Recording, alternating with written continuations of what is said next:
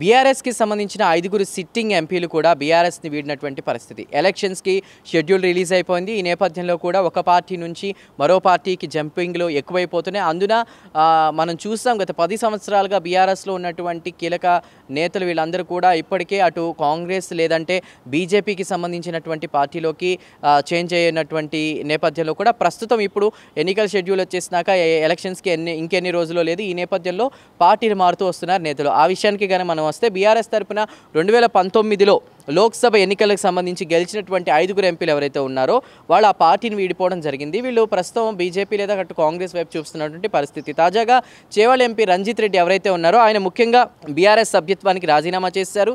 ఆయన కంటే ముందు ఒకసారి మనం చూసుకుంటే జహీరాబాద్, నాగర్ కర్నూలు ఎంపీలు బీబీ పాటిల్, రాములు బీజేపీలో, అదేవిధంగా పెద్దపల్లి, వరంగల్ ఎంపీలు వెంకటేష్, నేత పస్నూరి దయాకర్ కాంగ్రెస్లో చేరారు. ఇటు బీజేపీకి జంప్ అవుతున్నారు, కాంగ్రెస్కి జంప్ అవుతున్నారు.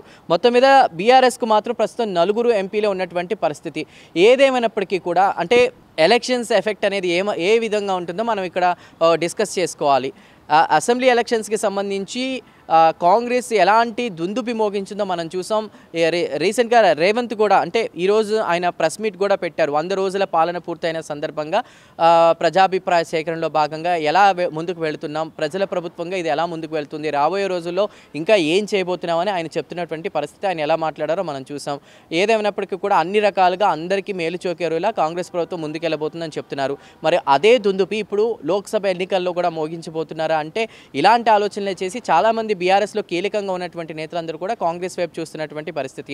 కాంగ్రెస్లో ఏదైతే ఎఫెక్ట్ ఉందో అది అసెంబ్లీ ఎలక్షన్స్కి సంబంధించి అది పార్లమెంట్ లోక్సభ ఎలక్షన్స్లో కూడా పడే అవకాశం ఉన్న నేపథ్యంలో కాంగ్రెస్ వైపు కొందరు చూస్తే బీజేపీకి సంబంధించి కూడా చాలామంది బీజేపీకి వెళ్ళాలని అనుకుంటున్నారు. అంటే బీజేపీ ప్రతి రాష్ట్రంలో బీజేపీ, దేశం మొత్తం మీద బీజేపీ రావాలన్న ఉద్దేశంతో కూడా అటు రాష్ట్రాలకు సంబంధించి ఇవ్వవలసినటువంటి కార్యక్రమాలు వివిధ సభల్లో పాల్గొంటూ కూడా మోదీ ఎలా కీలక వ్యాఖ్యలు చేస్తూ వస్తున్నారో మనం చూస్తూ వస్తున్నాం. ప్రతి రాష్ట్రానికి రావాల్సిన నిధుల విషయంలో కానీ ఇక్కడ ఇంకొకటి 5 సంవత్సరాల్లో చేయలేనటువంటిది ఎలక్షన్స్ నేపథ్యంలో కూడా ఇప్పుడు ముందుకొచ్చి చేస్తున్నారు.